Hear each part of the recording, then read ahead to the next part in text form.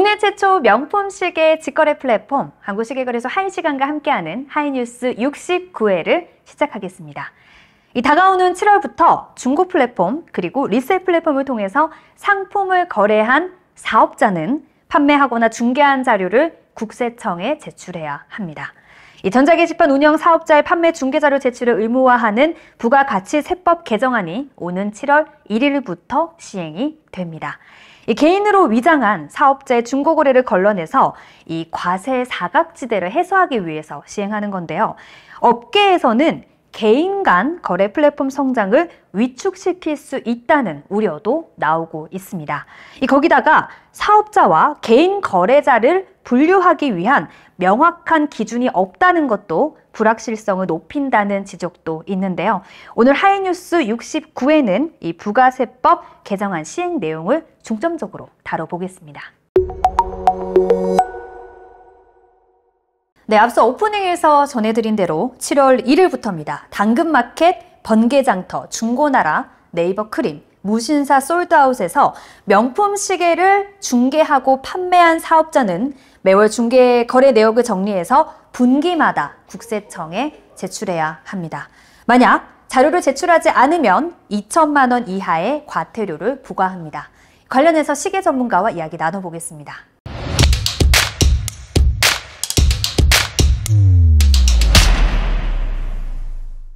네, 관련해서 시계 전문가와 이야기 나눠보겠습니다. 헌터님 나와 있습니다. 헌터님 안녕하세요. 네, 반갑습니다. 네, 그동안 이 중고거래 플랫폼을 통해서 명품 시계, 특히 고가의 명품 시계를 지속적으로 거래하는 사례들은 소개가 됐는데요. 네. 이 7월부터 자료 제출이 본격적으로 시행이 됩니다. 당장 7월부터 9월까지의 내용을 이제 10월에 제출을 해야 되는데요. 2개월에 한 번씩 제출하는 거예요? 네, 분기마다 제출해야 됩니다. 7월 이후에 리셀 거래 형태의 변화가 있을까요? 당장은 변화가 있을까요? 뭐 이거를 이제 현실적으로 내가 몸으로 느끼고 어떠한 그 세금 추징이라고 해야 되나? 징수라 해야 되나? 뭐 이거 모르겠네요. 용어는 정확하게. 근데 네. 이거를 바로 느끼기에는 좀 쉽지 않을 거라는 게 제 생각이고 네.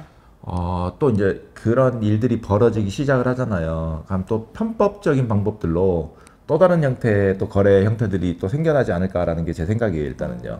그래서 이거는 뭐 지금 당장 뭐 이걸 시행한다고 한들 현실적으로 체감할 수 있는 분들이 그렇게 많지는 않을 것 같다는 게 제 생각이기 때문에 네. 뭐 일부 이제 이거를 좀 예민하고 좀 집중하고 있는 사람들 있겠죠? 네. 지금 현재 탈세를 하고 있는 사람들요. 네. 이런 사람들은 이제 좀 조심하려고 노력하겠죠?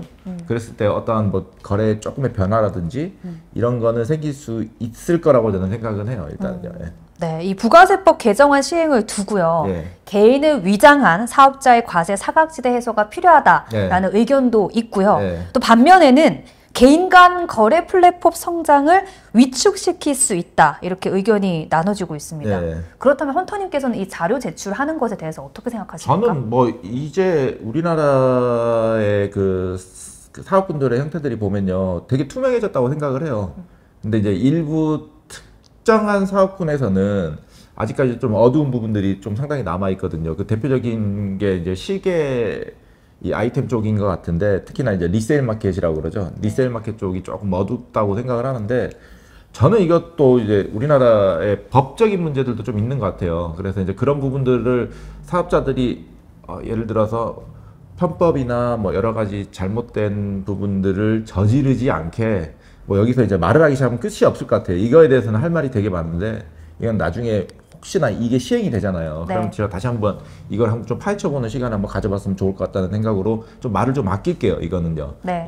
조금 민감한 부분이라서, 그래서 좀 이거는 개정이 좀 필요한 것 같아요. 네. 법적으로 어떠한 사업자들도 보호해줄 수 있는 법이라든지 이제 이런 것들이 좀 필요할 것 같고, 뭐 이런 것들이 해결되면은 아마 흔히 말해서 이제 우리나라 세수가 자꾸 줄고 있잖아요. 네. 흔히 말 돈을 벌어올 데가 없어요. 나라 입장에서도. 나라 입장에서 뭐 돈을 번다는 게 뭐 다른 얘기가 아니고 어느 정도 좀 세수가 확보가 돼야 되는데, 지금 현재 우리나라의 경제적인 상황이라든지 여러 가지들을 봤을 때 조금 문제가 있다고 생각을 하거든요. 그래서 세수를 조금이라도 늘리려고 하면 이런 부분들을 조금 개정해야 되지 않을까라는 생각은 해요, 일단은. 네.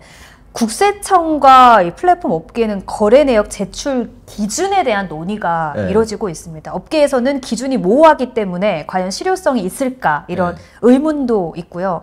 일단은 고액이면서 반복적으로 판매하는 의심 거래 내역을 네. 플랫폼에서 먼저 추린 다음에 네. 국세청에 제출하는 방식인데요.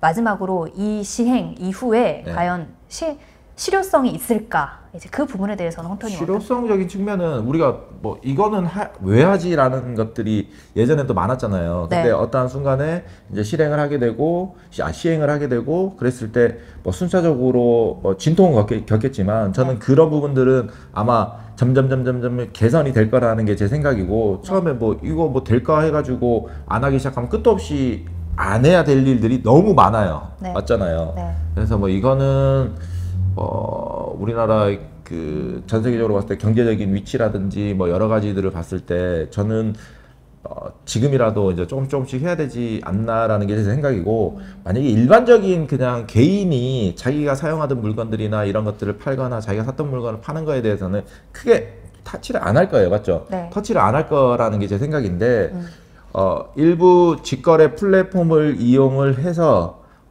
그 플랫폼을 통해서 사업자들이 사업자가 아닌 척 거래가 이루어지기 때문에 지금 또는 어떠한 그 세금을 안 내는 상황에서 지속적으로 판매가 이루어지고 있고 뭐 마치 여기가 자기 사업장인 마냥 이 거래들을 계속 지속적으로 이제 이루어지고 있기 때문에 지금 문제가 되는 거잖아요. 맞습니다. 그래서 뭐 이런 부분들은 아마도 뭐 조금씩 개선이 돼야 되고 대부분이 아마 이런 플랫폼에서 거래되는 것들이 지금 아까 특정 뭐 얘기를 했잖아요. 네. 뭐 일부 네. 같은 경우는 거의 대부분 뭐 현금 거래로 이루어지고 있는 형태고 이렇기 때문에 아마도 일반적인 개인들은 문제가 없을 거라는 게 제 생각이고 네. 여기에서 개인을 가장한 사업자들이 문제가 되겠죠. 그리고 제가 봤을 때 지금 이걸 제가 며칠 전에도 쭉 읽어봤을 때는 그런 사람을 찾기 위해서 지금 뭐 이걸 제출해라 뭐 하라 뭐 이런 식으로 하는 것 같은데 뭐 그거는 사업장을 운영하고 있으면 정상적인 영업을 하고 있는 사업자 입장에서도 네. 저는 되게 좋다고 생각을 해요. 왜 그러면 이 공정한 경쟁이 이루어져야 되거든요. 엄밀히 네. 따지고 보면요. 그래서 반대로 얘기하면 정상적으로 세금을 내고 영업을 하는 사람들한테는 반대로 피해자예요. 그 사람들도 그렇죠. 일종의 피해자가 될 수 있는 부분이라서 저는 이거는 무조건 실효성이 있든 없든 일단 시행을 해야 되는 게 맞지 않나라는 게 제 생각이에요. 네, 알겠습니다. 7월에 시행이 되고 난 이후에 네. 저희가 헌터님 한 번 더 모셔서 네. 또 이야기를 나눠보도록. 근데 이게 뭐 네. 제가 7월이 될지 언제가 될지는 모르겠지만 이게 해보면은 아마 나올 거예요. 답이. 네. 답이 나오면은 제가 봤을 때는 뭐 지금 당장에는 어떠한 변화가 크게 있을 것 같지는 않아요. 네. 그래서 어떤 변화들이 생기기 시작하는 시점에 네. 이 부분에 대해서는 제가 할 얘기가 되게 많아요. 되게 네. 많아가지고 그때 한번 디테일한 얘기들을 한번 얘기를 해봤으면 좋겠고 지금 현재 이런 것들은 아마 차근차근 실행이 되면서 이렇게 되면은 내가 윽대는구나 이거를 좀 아셔야지 않을까라는 게 일단은 제 생각이에요. 답변 고맙습니다. 저희가 한 번 더 모시겠습니다. 관련. 하이시간 입장에서는 되게 좋아요. 왜 그런 줄 그렇죠. 아세요? 우리는 아주 정상적으로 하기 때문에 건들려면 건드려봐 이런 느낌이거든요. 네, 알겠습니다. 오늘 나와주셔서 고맙습니다. 네.